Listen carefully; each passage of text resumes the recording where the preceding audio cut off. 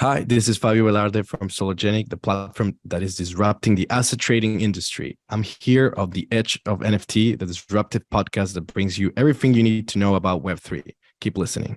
Hi, NFT curious listeners. Stay tuned for today's episode to learn how today's guest is on a fast track to tokenize just about everything you'd want to, perhaps even including your grandma and your dog. And get an enticing glimpse into the musical side of today's guest.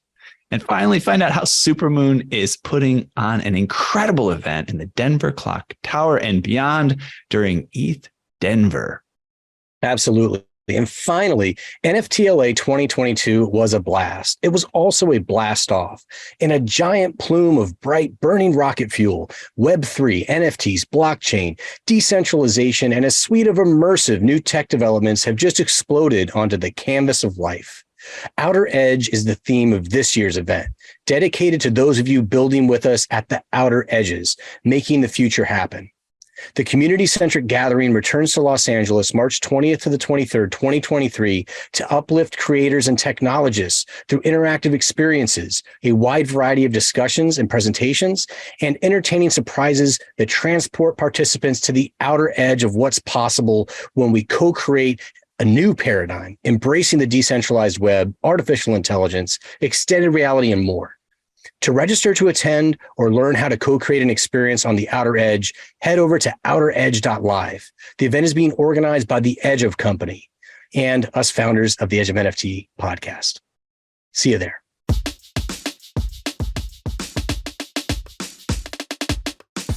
Welcome to the Edge of NFT podcast with your hosts, Jeff Kelly, Ethan Janney, and Josh Krieger. We aim to bring you not only the top 1% of what's going on with NFTs today, but what will stand the test of time. We explore the nuts and bolts and the business side, but also the human element of how NFTs are changing the way we interact with the things that we love. This podcast is for the futurists and dreamers, the disruptors and creators, the fans and connectors, and the makers and doers that are pumped about this ecosystem and driving where it goes next.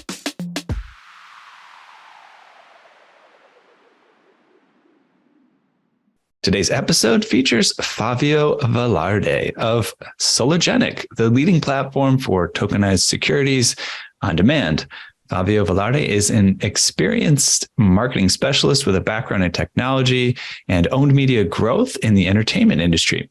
As Sologenic's growth manager, Fabio manages multi-channel campaigns as well as all B2B and B2C partnerships that leverage both Sologenic and Corium technology, including the Sologenic NFT Marketplace, cataloged as the largest in the XRPL. Prior to Sologenic, Fabio started an independent record label to bridge the gap for artists seeking authentic expression and sustainable marketability to the mainstream. This piqued his interest in the intersection of decentralization and NFTs, allowing him to cultivate meaningful relationships with artists, content creators, influencers, and brands. Additionally, Fabio led Latin American expansion efforts for the now top 5 Brazilian gaming company, Sherwa, cultivating the creation of new communities rallying around a common interest in disruptive and engaging technologies. Sologenic is disrupting the asset trading industry by offering tokenized securities, crypto assets, and NFTs in a decentralized ecosystem. The Sologenic Development Foundation is formed by independent developers who maintain, build, and expand the Sologenic ecosystem. Fabio, welcome to Edge of NFT. Thank you for the intro, Ethan. Nice to meet you, Jeff, Joshua. Happy to be here, be sharing some of the core, value that we were trying to put up together with Sologenic and Coreum.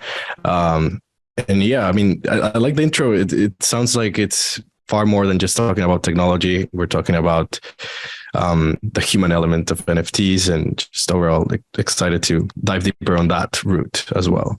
Yeah, it feels like you're definitely at the edge of a lot of different emerging technologies, which is what we love to discuss, and great to have you in the mix as well in just a month. Yeah, big event coming up. Amazing to partner with you. But Fabio, let's talk a little bit about kind of the origin of Sologenic, right? So we've had the opportunity to tokenize all kinds of different digital assets as a background possibility for a really long time. There hasn't been a particularly easy way to do it. And it sounds like what you're working on is already changing that, actually. How did this idea come about? How did the project come together, and how did you get involved with it? For sure. Let me start by saying that the main aim at Sologenic, the main use case of the token, the Solo token, was tokenized securities. But overall, just being able to facilitate this in an easy to use and secure to use decentralized self-custody way to the retail users. So Sologenic, the first component that was launched was the DEX, which is currently the largest on the XRPL ledger. And the DEX kind of offers you, your tools for experienced traders, as well as like some tools for new people to blockchain technology. You have an organic order book, which compared to other decentralized exchanges, like for example, Uniswap, I think that's one of the core advantages. And the aim for this DEX from the beginning was so it actually works in a hybrid model with the tokenization platform. So users at some point, they can send their tokenized securities like stocks, for example, a Tesla stock, into the DEX, and they can trade it against other cryptocurrencies, stable coins, and whatnot. And to touch on your question that, how is this possible? That Sologenic has two arms. One of the arms is regulated entity, of course, that has to do KYC and AML be compliant to allow users to, undergo that process. And then once their account is whitelisted, they can actually go into the decentralized branch, which is currently live, and trade these assets. I hope that makes sense, but that's fundamentally, that's the hybrid model we were trying to put together. So I can trade Tesla's tokenized stock for Dogecoin, and kind of play all the different angles of the Elon Musk saga, right? Is that kind of what you're talking about? I guess in the core, like the goal is to get there at some point. But what you can do right now, let's talk about what you can do right now. You can already trade all of the XRPL tokens, stable coins, and also NFTs, because we have an NFT marketplace on the same web app, completely decentralized and self-custody, in control of all of your assets. And the aim there is to have the same experience you would have when you're trading on Binance, for example, a centralized exchange, to have that experience in the decentralized realm. However, the tokenized securities part, it's already ready. It's on testnet. You can do it. You can actually tokenize that Tesla stock. We currently are fetching data from the Nasdaq and the New York Exchange, working together with Saxo Bank. That's our broker in Europe. So you can actually do it. You can actually do dummy trades, tokenize the security, and then actually send it on the testnet, which is pretty cool, and just gives us a glance of what the features are going to be, like, for example, fractionalized ownership, being able to trade after hours, and many more in that line. Yeah. Well, there was a certain company that doesn't really exist anymore that was trying to do this with synthetics and derivatives, and they didn't do it in the sort of sophisticated way that you guys are doing it. And it was fun for a lot of people, but I imagine that crowd will really appreciate what you're doing, which is being done in a more regulatorily compliant, sort of less leveraged manner. And that's exciting, especially these owner exclusive content sort of features within the platform and other token gated features. Can you tell us a little bit more about them? For sure. First off, it made sense to start with a decentralized branch, as we are processing, obtaining a license, because that way you can test out if any bugs surface. It's better to test that out with NFTs or just assets that would not have like a repercussion, in a regulatory standpoint. Because if you do that with stocks and people lose access to it, it's a very different problem than if someone has not access to an NFT and you can assist them, right? So the NFT side of things at Sologenic, we kicked it off at I think it was early last year. I was actually the one that was leading the deployment of this new platform, and we were actually the first ones to do it on the XRP ledger before the XLS 20 amendment was pushed. Now, the XLS 20 amendment is the amendment that actually allowed native minting functionalities on the XRP ledger. But before that, we kind of found a workaround it to do it as IOU tokens. But once this was launched, I was like mid last year, then the full potential of the marketplace was released, meaning we had automatic royalty settlement, very low cost minting. That was the main reason why we were doing it, because the XRP ledger has very cheap fees, like 0.0000 XRP, and it's fast because they're all about cross-border payments, right? They were trying to solve that problem. That's why we saw an opportunity there. There was not an NFT marketplace that was taking care of that front, and with that, we focused on tools like you mentioned, token gated. It's one of our fronts we're tackling through owner exclusive content. We did a collection of 3D avatars for gaming. So basically, when you purchase the NFT, you get access to an asset package that you wouldn't be able to get access on if you weren't the NFT holder. So basically trying to handle all of these on chain, so it's more secure, more reliable for users, instead of what we usual NFT projects do it through a Discord server or, in using Web2 platforms, right? So we wanted to kind of provide the tools within the Web3 platform that we're building. Yeah, that makes a lot of sense. And I'm glad somebody's working on it. So you just recently announced the launch of your flagship NFT collection for Sologenic. How are you going to be using avatars here to help the holders customize their characters, show off their personalities? What's that look like? I think the first step of this project was to release a first batch of avatars that already give you like a AAA gaming quality rigged model that you can have access to, and the asset package, if I'm not mistaken, included like an FXB file and 3 other type files that are commonly used on metaverse gaming applications.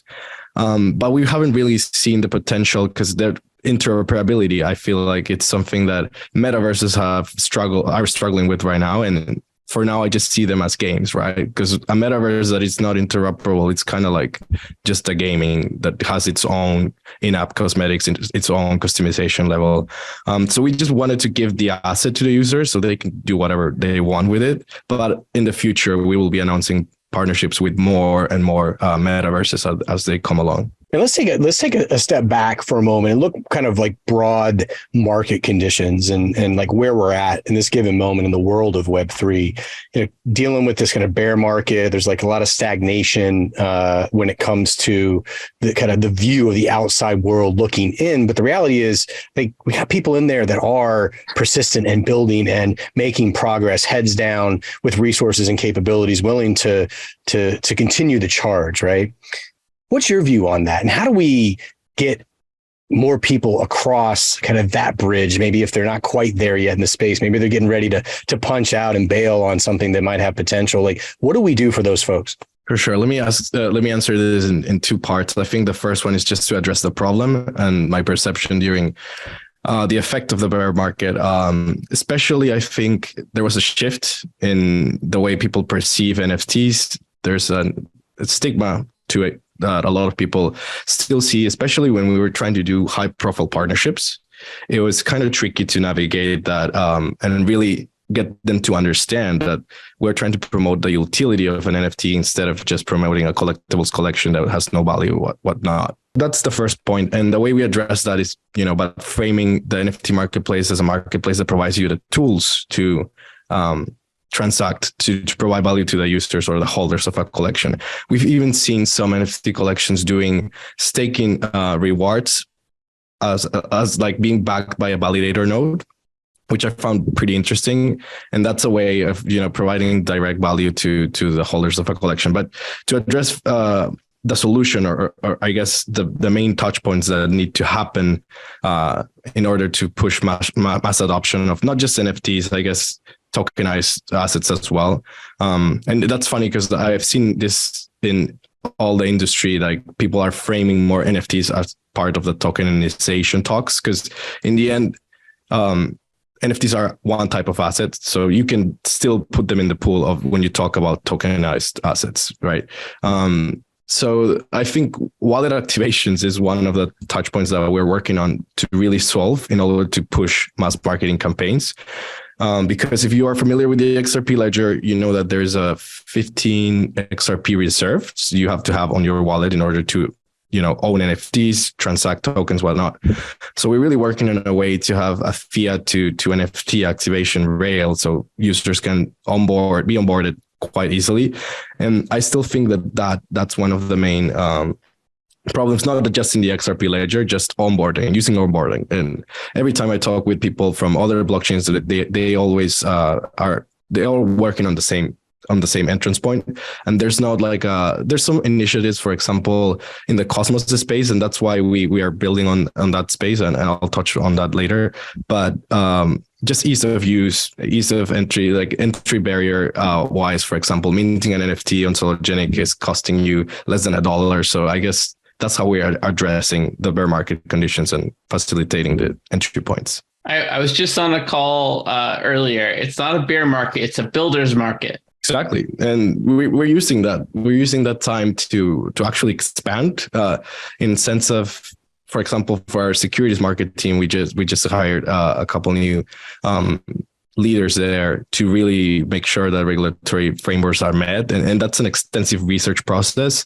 So like you said, it's just building. And for the NFT front, I think we have built more updates during this past 6 months than in the past, because usually when you have great user flow, then you are perhaps more concentrated at addressing bugs or very user direct use of capabilities, directly addressing problems, right? But when you have perhaps less users, you are able to test out new features. We just rolled out a notification system, for example, and some social components into the marketplace. I guess it's a builder's market, like you said. Yeah. And of course, when you're building, you have to work hard, play hard. And we hear there's some exciting stuff going on in Vegas this week, which is sort of the play hard capital of the world. That you guys were just over there. What was happening there? Oh, the Vegas event. Yeah, we did a meetup. I think it was during the summer last year. We just saw that there was a big Apex convention for the XRP community. And as you know, we built on top of the XRPL.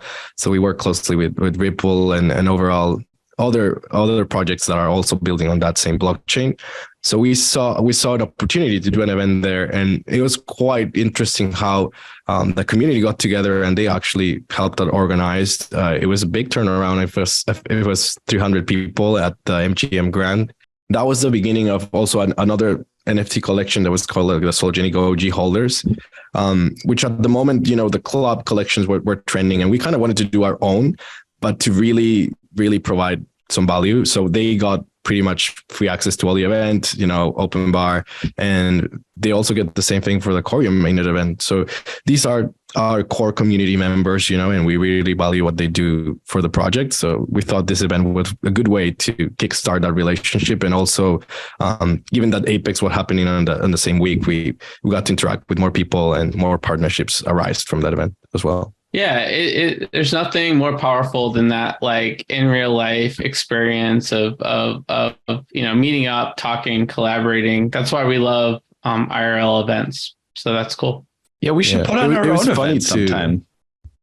Just kidding. All right. Yeah. Go ahead. I mean, are you guys going to be in LA? I was just going to say it was funny to match the Twitter handles with the faces. Sometimes they would be like, oh, my name is this. And I'm like, I don't know your name, but they will be like, this is my Twitter handle. And I was like, oh, yeah, I've seen you in like a lot of spaces there. It was quite funny. Yeah. Oh, you don't look like a JPEG in real life. Or That's funny. Although some people show up with their JPEGs strapped onto their face. That's a good strategy. That's not uncommon. But yeah, we had it was G Money, right? G Money recently. Am I getting that right? I always get the different G's confused. Yeah. He recently doxed himself. Well, we had an episode where what did we have? We had G Money and G Love on the same episode. But anyways, yeah, he recently doxed himself. But it's an interesting case, right? Because I think there's various people who knew him, right? Just kind of like the community and saw him around, and you could recognize him. But it's something different officially to kind of let the world know, like, this is me and this is what's going on. But I feel like at this point, it's really important for leaders in the space to, I'm not going to say that they have to be fully doxed, but transparency overall it's quite key. And we've always been like that. Like Bob, our CEO, he has quite a reputation for being super doxed and just being like, everyone knows where he is and just who he is in general. Well, I think it's safe to say that Jeff, Ethan, and I are very doxed at this point. You guys didn't know, Ethan's just an alias. I'm a totally different guy. No, but yeah, I mean, I think I always think of it like Mardi Gras or like or like Carnival or something like that. You know, it's fun to dress up and be somebody else for a day or two of the year, but I think it on the long run, you know, it works to kind of just be yourself and carry your own reputation. Yeah, so we've heard of this term in context with what you're doing of industry agnostic NFTs. Can you tell us a little bit more about what that is? Use cases expanding beyond avatars, collectibles, gaming, and stuff like that. What does this mean?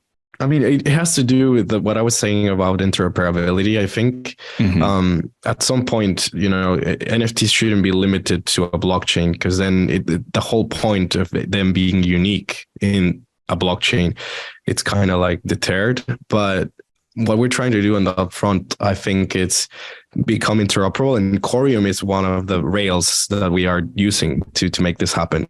So I was talking about Cosmos, and Cosmos is a really interesting ecosystem because it's super easy to build applications within other applications. Overall, the IBC interoperability really opens the door to a lot of different chains that built on the same SDKs, same software development kit, but they can easily, switch a node and they can be interoperable. We've seen this also on wallet applications, for example. Citadel1, it's one of the wallets that's going to support Corium. They have embedded in their wallet Osmosis. Osmosis is a popular DEX, if you're aware, and in the Cosmos ecosystem as well. But yeah, I think that's where we're trying to reach, just as more interoperable opportunities. And the first one we are actually doing is from the XRPL to Corium. So that will be a bridge through multi-chain. And hopefully one day we hope to see the NFT marketplace also be interoperable with that. Yeah.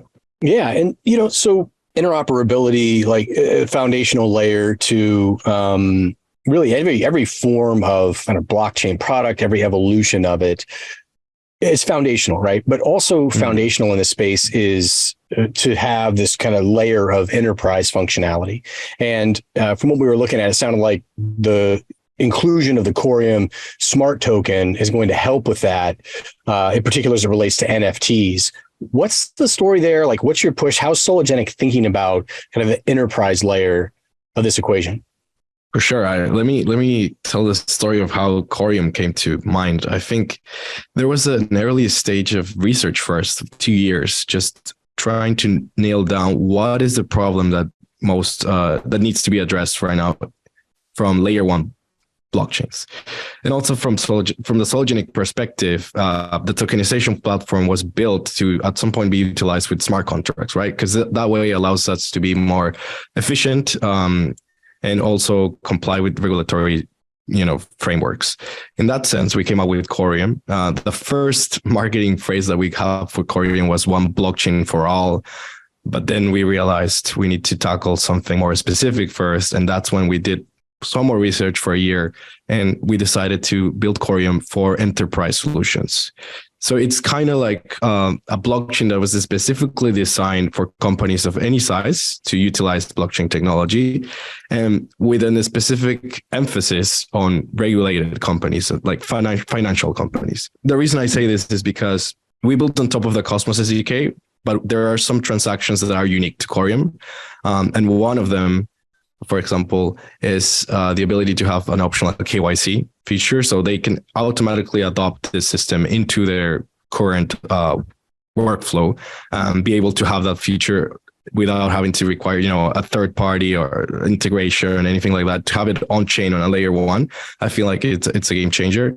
Other than that, smart tokens is the biggest development that we encountered with Corium. And to explain it in a simple one sentence is the ability to program tokens to execute contract-like functions without having to recall an external smart contract. So it's basically programmable assets, right? And one of the use cases of these assets is definitely in the NFT realm, since you can program certain NFTs to be interactive, meaning they can react differently when an account is holding it. Like, for example, I say, Ethan, you receive an NFT from me, and that it's programmed to recognize that if it was sent to you, I don't know, it then executes another function, and it can be linked to another smart contract. The options there are very scalable, but in the core, the reason why smart tokens is revolutionary is because it's reliable, it's fast. Since in a blockchain, all transactions are known when native tokens,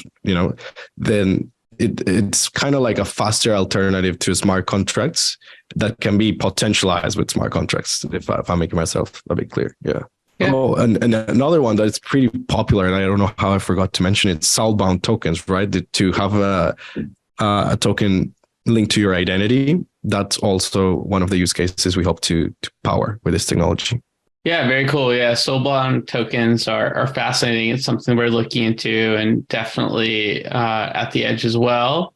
And speaking of all this progress you've been making, you've got this Corium mainnet launch coming up really soon, March 24th, and a party, of course. What's a launch without a party? Core Nova party. What can we expect from this collaboration? Yeah, like you said, I mean, parties or real life events are quite important for us, and they've been key to our community growth.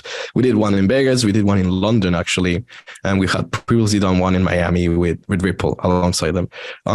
So this event is going to be the biggest of them all. It's a layer one blockchain launch. So we booked the Lighthouse Art Space in LA, which is basically 400 people art space, but all the walls are customizable. So that's pretty cool. From the start point, you will get like this immersive experience, very futuristic theme. We're gonna have entertainment. We booked quite famous DJ. We're gonna have some high profile invite guests as well that have been announcing, like some of them in the crypto industry, some of them outside. And the aim there, it's not just to be about Corium, it's to actually start conversations, from leaders outside of the space and within, about mass adoption, about enterprise use cases, and that has to do with a grant program that we're deploying as well, focused on smart token technology. Yeah, that's great. I've been to that venue for the Van Gogh exhibit they had there, and it's absolutely incredible. Super immersive, cool spot. Sounds like we're gonna have a good time together. Yeah, will you be joining us? I guess. Yeah, of course. I mean, so I'm based in Venice. Our whole crew will be in LA for Outer Edge LA. So I wouldn't want to miss it. Yeah, no, I'm excited that we just secured, that partnership, and it will be the after party. I'll also be in NFT LA on the grounds of the event that week. And like you said, it's going to be huge. And I think one of the most important moments are going to be, we're actually going to launch the mainnet live there. And we also have invited a lot of our partners, like a lot of the companies that we've worked together with, from exchanges to other companies in the crypto space. They will be present there. So it will be like a all coming together moment to really start a new horizon for blockchain technology, if you will. Yeah, man, that's what it's all about, dude. Like we say it over and over again from our event last year and what we anticipate this year and everything we're building into it. It's just, at the end of the day, it's about bringing people together, and just good things happen when you get folks in the same room that have this shared belief, like these core values, this vision for the future, that are in here to build and to help progress the space. They have the long view. Relationships form, business partnerships, inspiration, education. Like, you just don't know where it's going to come from, but you just know that it's there. So I can't wait. We're a month out officially as of today, right? So Yeah, I guess the 23rd at least. Yeah. Yeah, the 24th. We are just 1 month away. But I was just gonna say, even when you're building a relationship with influencers or just other people that are just getting to know about the blockchain technology in general, I always say invite them to an event, because in the event they really get to experience firsthand, community members talking to them, people that have done extensive research. And it's not like linear communication. It's more like, okay, you can take opinions for different people on site, and that really helps. Yeah, we're amped about it. So appreciate the collaborations. So just we got a couple more questions before we get to quick hitters, which is going to be fun, I'm sure. What about your roadmap? What's that look like going forward? Partnerships, collaborations, other stuff we should look out for? Absolutely. So for Sologenic, in our roadmap, we just released a notification system. And upcoming, we have one of the biggest dApps, I would say, that I'm most excited for. It's an IDO launchpad. So you have currently the DEX NFT Marketplace. We also have a market index for all of the XRPL tokens, which is quite useful because the recent growth of the XRP community and overall more projects are building on it. So that's also in a roadmap to be integrated with CoinGecko, so they can track all of those new tokens. But as I was saying, the IDO launchpad basically will allow you to launch a project from scratch on the platform and raise funds, raise capital in a decentralized way. So the way we're addressing this is to make the token issuance process quite smooth. So basically you can have your own XRPL token, issue it in about 10 minutes, just following some steps. And then when you create the IDO, you can put some information like your team members, any airdrops you're doing, the tokenomics, of course. And there's the trust score component that we incorporated because, this is all decentralized. So you can list whatever you want. And we want to avoid scams as well. But at the same time, we can only provide the tools. We cannot be actively delisting projects. We do have a support team, but it's not like we're trying to aim it so it runs on its own. You know what I mean? So we incorporated this trust score component. Basically, you have to submit a transaction to vote in favor or against the project, and it just builds trust because it's not like someone can inflate the votes. You need to verify your wallet and everything to submit it. After the IDO, we have the XLS30 implementation. So that is going to bring AMM capabilities into the XRP ledger. And we are going to be on top of that. When they released the previous amendment, XLS20, we were the ones to incorporate it as well. So we're already working on that. And then we are also working on app versions of both the NFT Marketplace and the DEX. So that's all for the next 2 quarters. It's pretty packed. And for Corium, of course, is the main at launch and a lot of exciting things coming there as well. That's a lot. Yeah. Good memory. Yeah, and in just a short period of time, right? Yeah. Well, really cool, man. Well, we're super excited to see you out at Outer Edge this year in LA. So many cool things happening. And yeah, appreciate you sharing that with us. You have questions about blockchain? Like, how big of a block can you chain without throwing out your bag? Or if you received that chain letter, how did you block it? And does blockchain taste better barbecued or deep fried? Luckily, you don't have to ponder these quandaries alone anymore, because Blockchain Training Alliance is here to answer them and also train you in real-world blockchain issues that will impact your business's bottom line and orient it future forward along the ley lines of the most important tech humanity has perfected since harnessing atomic energy. If you're into those sorts of things, Blockchain Training Alliance is a top leader in the field, counting among its clients IBM, Microsoft, Disney, Morgan Stanley, and many more, and offering a wide array of technical and non-technical courses. Whether you're a computer neophyte training for an incredible career in this new space, or a coding expert honing your skills, Blockchain Training Alliance will help you steer your ship home safely, filled with treasure. Arg. So hurry and sign up for the Blockchain Training Alliance course that best fits your needs at blockchaintrainingalliance.com. Use discount code EDGEOF for 50% off and start your next block today. We wanted to shift gears though, Fabio, a little bit and head over to our next segment, which is called Edge Quick Hitters. It's just a fun and quick way for us to get to know you personally a little bit better. Fun questions, only 10 of them. And we're looking for short answers, a single word or a few words, but we may dive in a little bit deeper here or there. You ready to get after it? Yeah, I'm excited for it. All right. Edge Quick Hitters. Here we go. Question number 1. What's the first thing you remember purchasing in your life? In my life. Yes. First thing ever. My drum kit. Nice. 5 years old. How old? 5 years old. 5. Oh man. Into music. Yeah. That's amazing. And still drumming to this day. Oh yeah. Every day. Nice. Morning routine. You got a favorite drummer? Oh, that's an interesting question. Steven Taylor from Foo Fighters that just passed away recently. Mm-hmm. Good choice. Question number 2. What's the first thing you remember ever selling in your life? An old DJ mixer, just to buy a new one.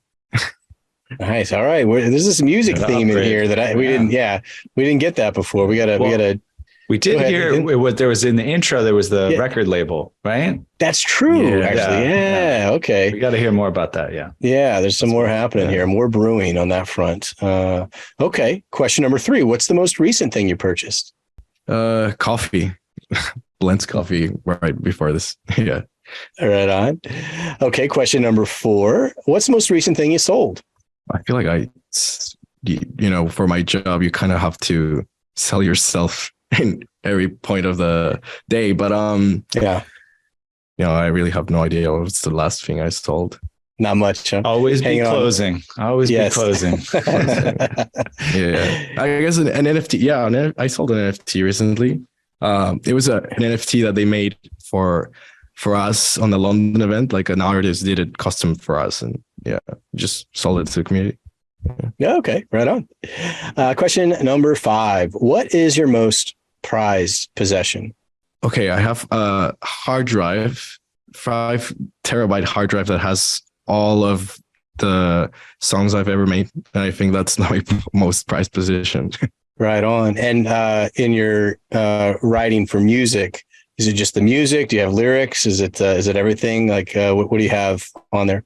Yeah, it's mostly project files. I'm really not attached to a lot of material things, but I feel like just having a track record, for example, even for photographs, like we don't currently print them out rarely, like my generation at least, they always have it in their phone.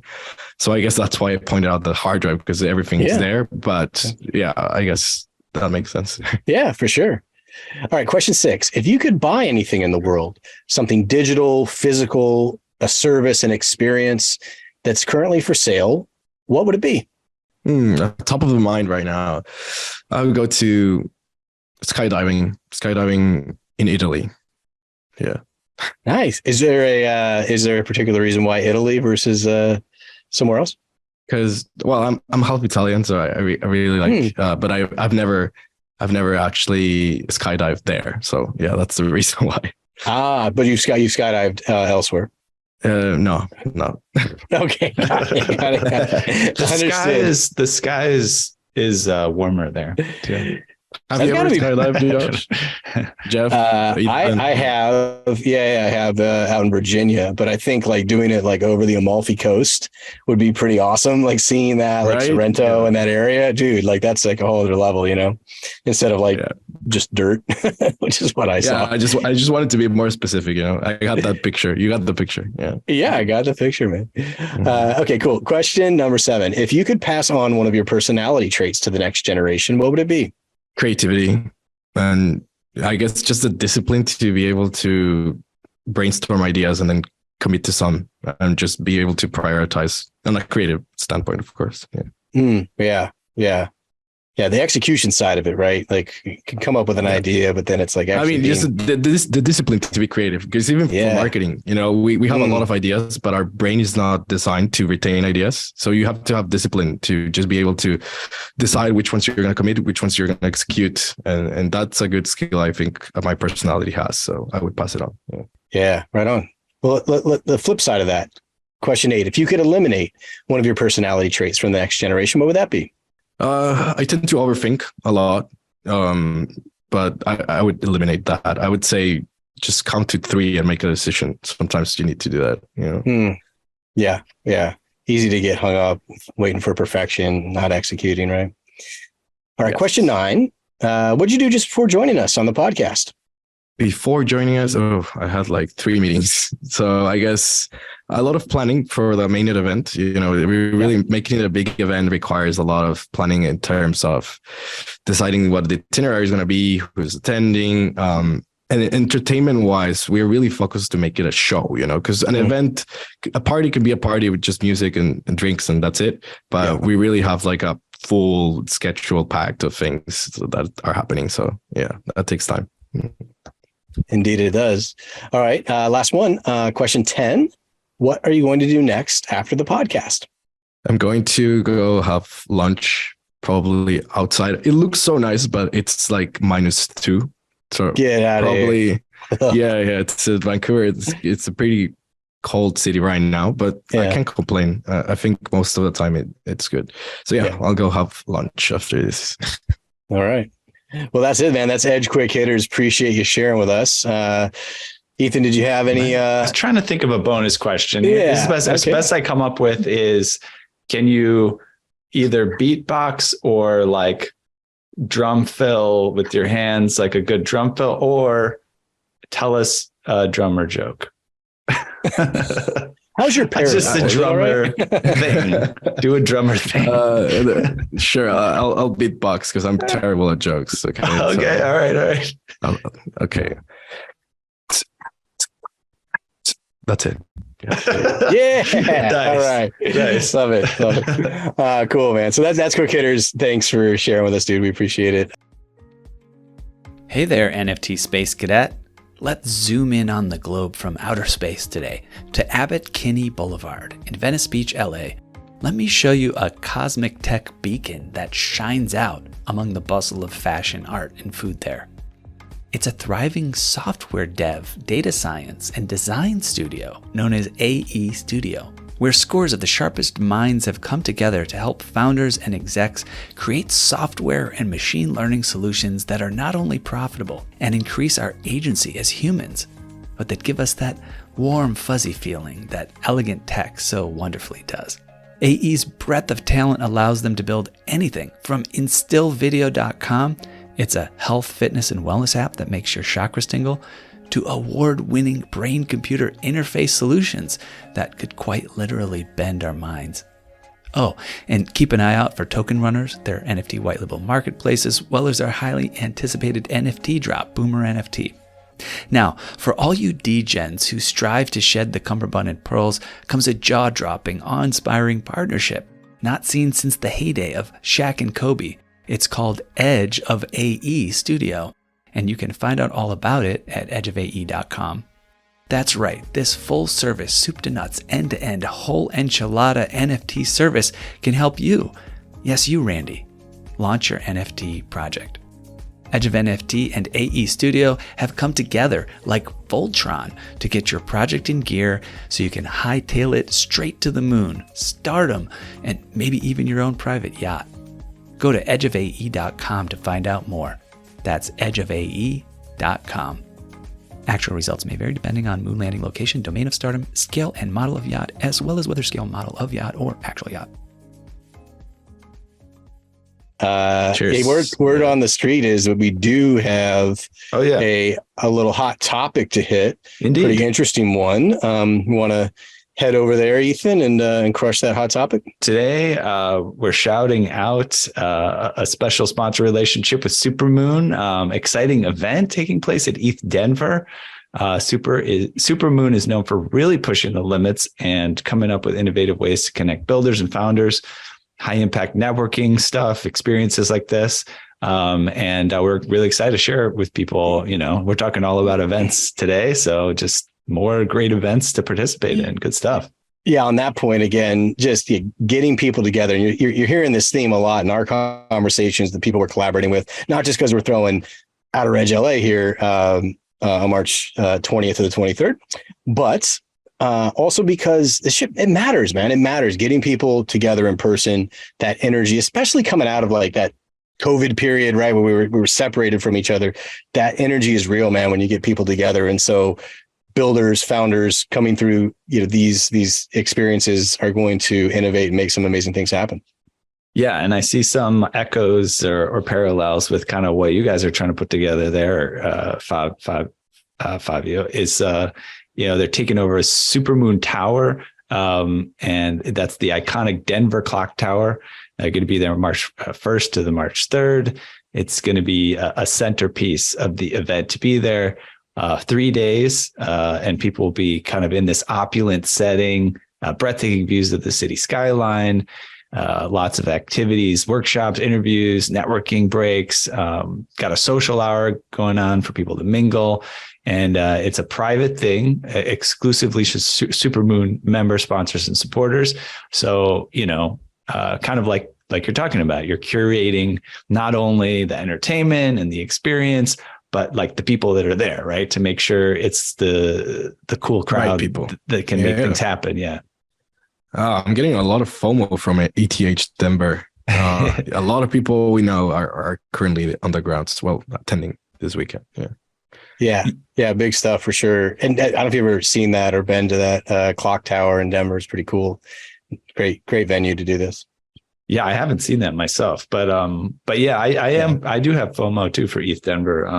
And now Josh is going to be there. I wish I could be going too, but we did have one of the founders of the event on before the event last year. Really, it's just such an amazing story too. Like just starting from, basically a handful of people meeting in a bar, every once in a while to like this huge event, and it's free. It's really amazing. Also, have a note here, Supermoons, they're hosting this Near House from February 26th to March 6th. And that's going to bring together leading builders, founders in the Near ecosystem. And that's kind of cool. Participants get a chance to stay together and build together. So those not building on Near, Supermoon Camp has 2 other fantastic residencies where founders can stay together for 6 days, maximizing their ETH Denver experience. So you're like, it's like, what was that MTV show? The Real World? The Real World. Real World ETH Denver, hanging out with the builders. I'm sure there's a lot less drama and a lot more productive things going on.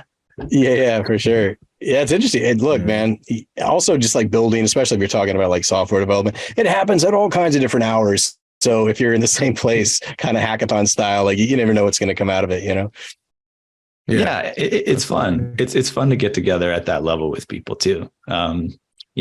Actually, shout out to Jeff. Shout out to Jeff for taking the couch. When we've stayed, we've gone on various journeys for business and some conferencing stuff, and we find a place where like, oh, oops, we don't have enough beds. You know what? Jeff's the guy. He took the hit for the team. The couch. Way to go, dude! I'll sleep on that's my old Army days, man. I'll sleep if you tell me sleep within 3 minutes. I'll be asleep on the floor with no pillow. It doesn't matter, man. I'll sleep anywhere. That's pretty. Do you have a technique you can share, Jeff? Because honestly, like I think there's some military techniques to just fall asleep under stress, right? Yeah. You build it. It's basically, for me at least, you just clear your mind because that's it. Because otherwise, if your mind's working right, that's what's going to keep you up, or at least with me. So. You just learn to just clear your mind. And once you do that, usually sleep comes pretty quickly thereafter if you're tired, So, that's how we would do it. So if I count down from 100, I'm probably not going to get out of the 90s. I'm just going to go to sleep. Okay. I used to be really good with sleep too. Lately, I've been having issues, but I had a similar thing. I could just go to sleep on a dime. There is an app called Sleep Reset, which I tried recently. They have a three-month program. And one of the key factors there is like you get really in command of your sleep by taking the sleep out. So when you're awake, getting out of the bed. So the idea is, when you get in that bed, that's for sleep. And if you're awake in the middle of the night, you don't try to sleep in the bed. You wake up until you're tired, or you get up until you're tired, you get back in there. So I think it's like a lot of it's also kind of like conditioning, right? Associative conditioning. And for Jeff there, right, it's not only associative with like a place, a bed, but like a thing, like it's just like sleep and do it, right? When the command comes, you just have to be able to sleep. There's a few more things about Supermoon we probably want to let people know about. They've got a startup day set to take place, got 30 plus participating VCs, including Techstars. Techstars is awesome. A lot of cool people out of that program. Prime opportunities to meet some of the most influential investors, entrepreneurs in the industry. And I guess we should let people know if they want to join Supermoon in the Denver Clock Tower. The 2 lucky winners will actually receive a ticket to this very special and intimate networking event. There's only 1 day left to enter. So we'll put this out on socials yet again. And people can quickly head over to our NFTLA Live Twitter, check the pinned tweet, mark their calendars, and pack their bags. Get ready to dive into the exciting world of Supermoon. Yeah, man. And I guess, so check them out. They're at Supermoon Camp, all one word, no spaces, on Twitter. So at Supermoon Camp. And then website is just supermooncamp.com. So check it out. Sounds very cool. And again, if you haven't been over to that clock tower in Denver, really iconic setting for this iconic event. So super cool for Supermoon.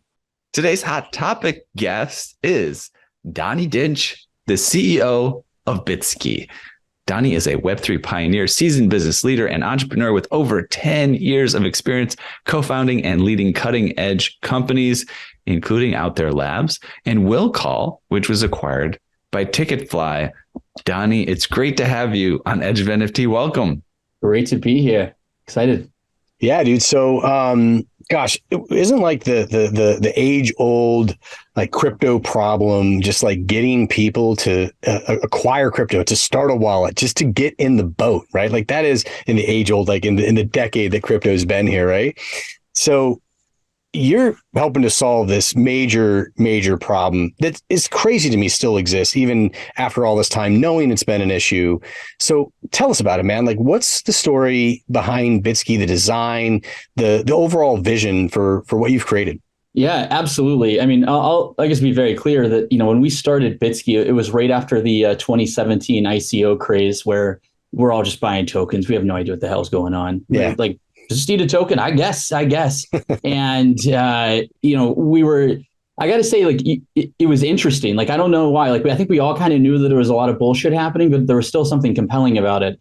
And at some point, right around the end of 2017, I'd seen CryptoKitties. It was sort of this first non-financial application that I had seen on blockchain. And I was able to buy a cat and sell a cat. And I mean, just candidly, that just kind of was like a eureka moment. I'm like, oh, we should be able to sell our digital goods. Why am I spending $20 on Fortnite banana outfits that I can't sell? Like, this seems illegal. This seems ridiculous.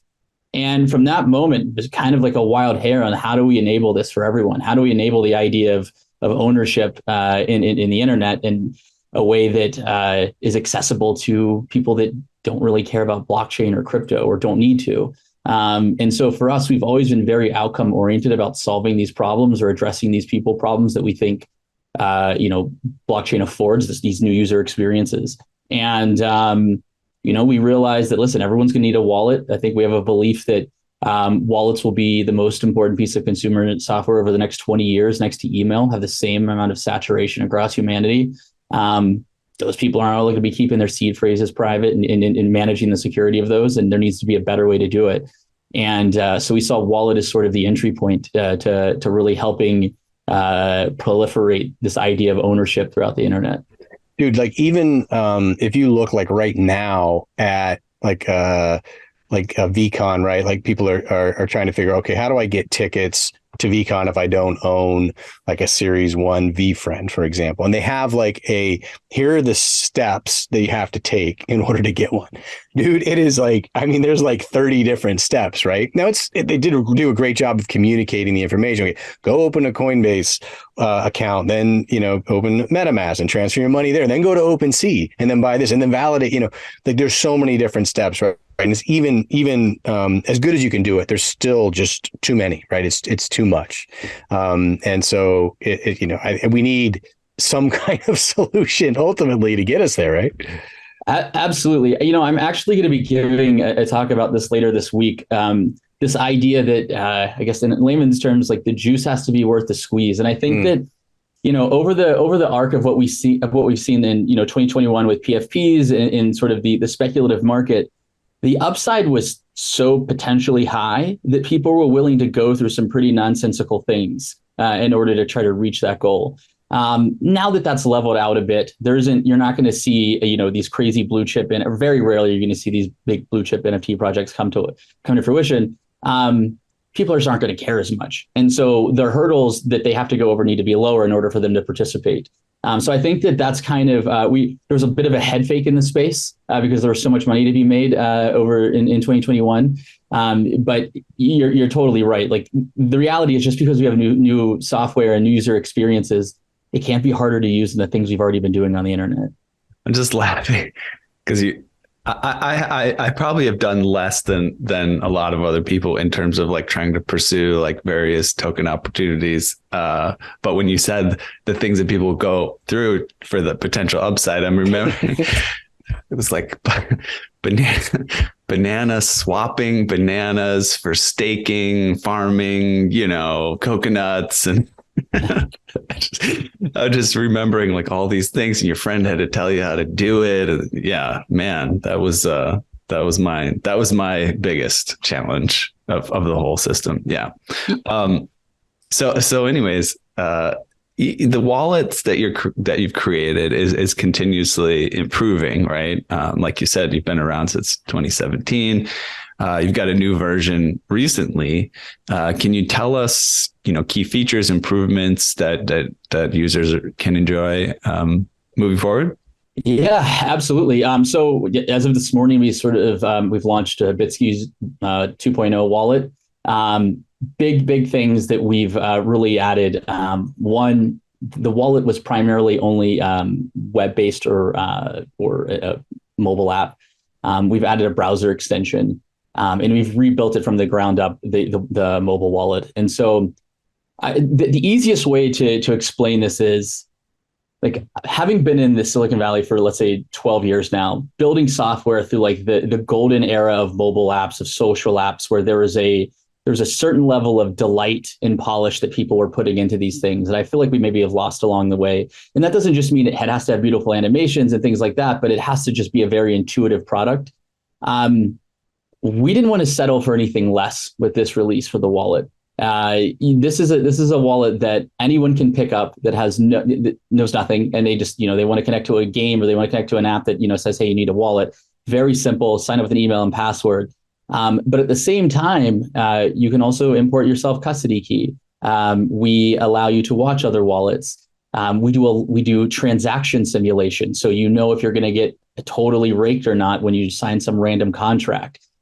We have an incredibly rich, beautiful activity feed that, I don't know if you've looked at activity feeds in most wallets, but it's just not made for humans. And it's what they're doing is decoding these contract interactions.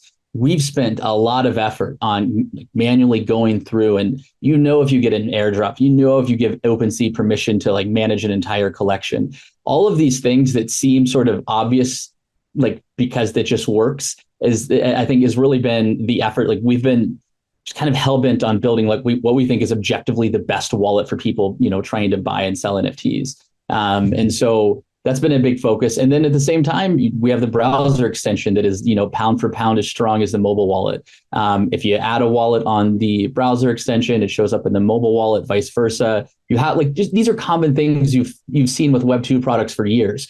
And we've just really applied that to this paradigm. I think the way that we look at the wallet is it's very much a construct that's yet to be totally defined, meaning that beyond just a place where I can buy and sell, it has a lot of responsibility of communicating to the user what they're actually doing, what's happening with their wallet, and letting them know what's happening with the things that they own. So, yeah, we're excited about it.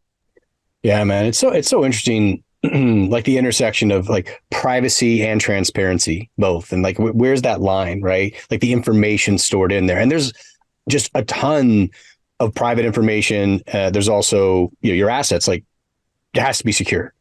What are the steps that you guys take to ensure that you're hitting the target, I guess, in those categories like privacy and security? Yeah. So the big thing is that, on-chain data is on-chain data, and, that is what it is. But the account system is not on-chain. It's a very much hybrid stack of using the best tool for the job at every crossroad.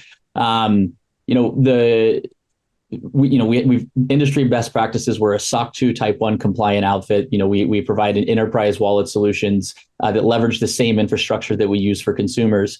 And really, our consumer wallet is a great, patient zero for a lot of new things that we try out, and we try them at scale.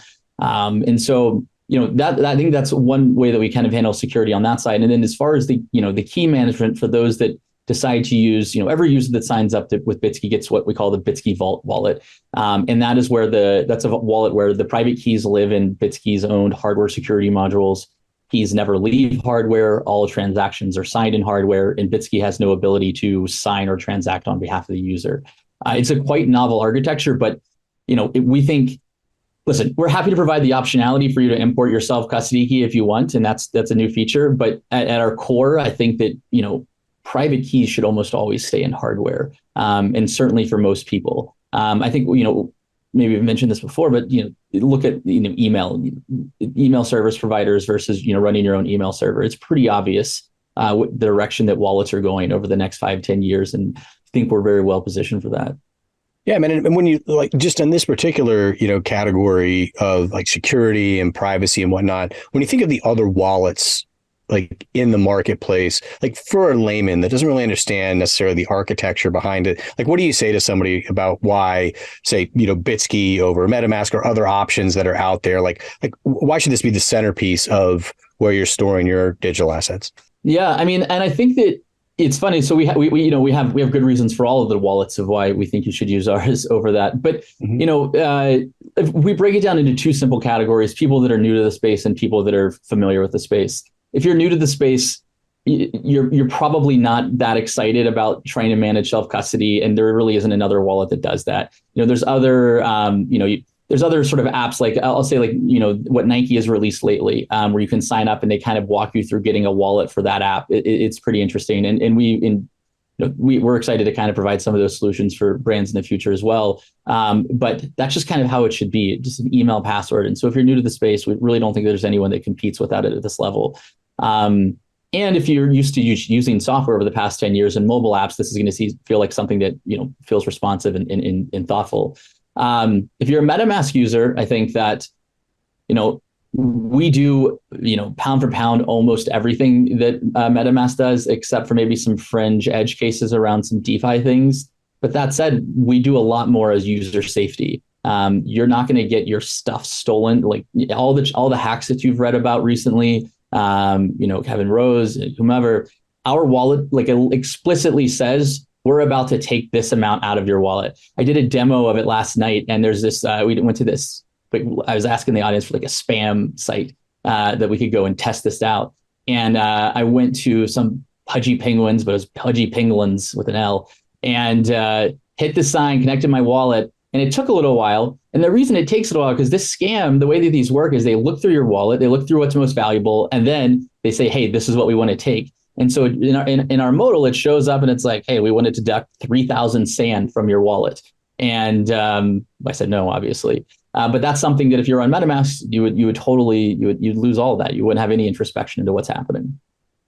Yeah, right on. Such an important thing to point out, because that is it, right? That's where people get caught up. They just don't know what's about to happen or what's happening in that real moment. So yeah, and we want this to be, obviously, the beauty or the glory of blockchain is this trustless environment. But in any new software, you have this cat and mouse game of people exploiting vulnerabilities and in those things trying to get patched and addressed.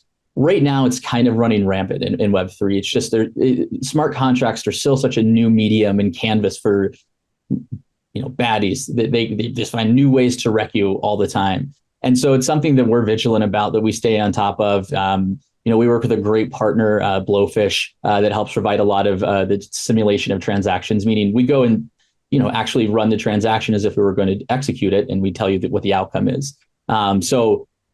Still early days on that, but I don't think that there's another wallet in the marketplace that handles it better than Bitsky. That's awesome stuff. Anything else regarding onboarding that's worth sharing that just kind of makes it easy? Because that's I think one of the reasons I think there's been a lot of appreciation for our event, for Outer Edge, as being something that's accessible to a wider audience and things like that, and bringing people, bring a friend to Outer Edge and onboard them onto things. Anything else that kind of, you mentioned a lot but that makes it sort of easy for folks to get into? Yeah, I think the big thing is that, signing up with an email and password and just being thrown into the wallet. We put a lot of effort on the new user experience, on the NUX. And, you get into the wallet, you might not have an NFT yet. We actually we allow you to claim an NFT right off the jump. So you get to understand what that experience is like. You have something showing up in your activity feed. So people can start to get familiar with what's going on. The reality is, because it's still new, it's a new paradigm. You need to guide the user a little bit. I'll give one other example. Like whenever you sign a transaction in the wallet, we say submitting transaction. We have this beautiful little modal, and then it like animates down to the activity feed like tab, and then you see like a spinner with a number, and it's like you have one pending transaction. So you can tap that, and you can look in the activity feed, and you have this feedback loop. And I think that's the real challenge. Is in a lot of wallets, it's like you don't really know what the hell is happening after you hit submit in a lot of places. And so for us, we kind of went through from like a step-by-step process of what about this induces anxiety and confusion, and how can we address that in sort of in triage that. And that's listen, we still have a lot of work to do, but I think that again, there isn't a wallet that's been more thoughtful on how do we get somebody new to really understand, not just to buy something, but to understand how it happened in the whole process of what's going on. That's great. Yeah, man. It's like, it's infrastructure, right? Fundamentally, like this is the foundation of like everything that happens. Every transaction that happens comes back to somebody having a wallet with assets in it, whether it's from a currency perspective or otherwise, right? Like just fundamentally it's there. And we're still chopping wood. We're still chopping wood to improve. And you guys have taken a really big step forward in helping to create that sustainable infrastructure that we need. So it's pretty amazing, man. Appreciate that. For the folks that haven't had a chance to look at it or play around with it at all, like where should we send folks, man? Where do they need to go to check out Bitsky and everything you guys are working on? Yeah, we got a fresh new website. This went live this morning, bitsky.com, bitski.com. And you get download links for the browser extension and the iOS wallet from there. And if you're in, like I said, we also offer sort of enterprise wallet solutions that leverage that same architecture and infrastructure that we've built out. And you can find all that information on the website. Amazing. So check it out, y'all. Bitsky changing the game for wallets and accessibility to the masses. So Donnie, thanks so much for joining us, man. We really appreciate it. Thanks for having me. It's been great. So we move on to our shout outs. Yeah, let's do that. So we added this little segment, shout out, to give a little bit of love for people that are moving the needle in our lives. Fabio, you got anybody you want to give some love to? Oh, wow. Well, shout out to the influencers that are confirming their attendance to the Coronova event. Shout out to Wendy, Crypto Wendy, Crypto Mason. I love the content they do every day, trying to put the most reliable information for their following. Mm-hmm. Who else? I don't know. You tell me, Jeff. Crypto Wendy. Yeah, I just went on her show a couple of days ago. I had a lot of fun. She's one of the great things about her is she's just very genuine, and she's like, we're in the middle of the show and she's like, oh, that's my daughter at the door. When we're done here, she's asking me to be done so we can play games, mm-hmm, and she's just like a really genuine person who's there to give you genuine information and kind of put it all on the line, in the name of helping other people. So yeah, that's a great shout out. I agree. Yeah. Much love, y'all. And Fabio, before we break for this episode, man, we got to let folks know where to go to, follow you, follow the project, everything you guys have going on. Where should we send them? For sure. In terms of Sologenic, you can go to the Twitter. It's at Real Sologenic. We also have a Discord server. And then for the Corium event that we're doing with the NFT Edge of NFT crew, you can go to the Corium.com website. You'll find all the information there.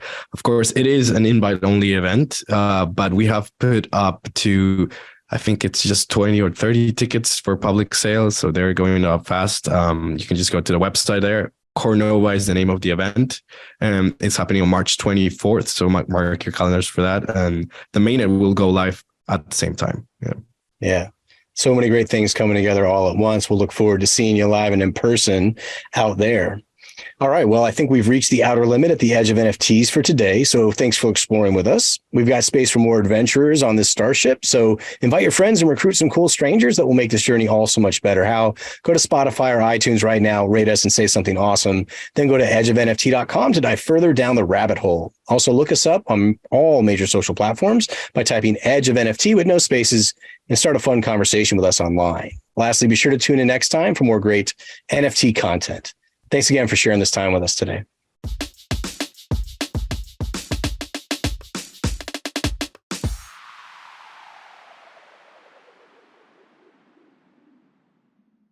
The views and opinions expressed on the Edge of NFT podcast reflect solely those views and opinions of the show creators and its guests. We're learning as we go, just like you. Please make sure to do your own research. Our podcast is not financial advice. There are multiple strategies and not all strategies fit all people. You understand that you are using any and all information available on or through this podcast at your own risk.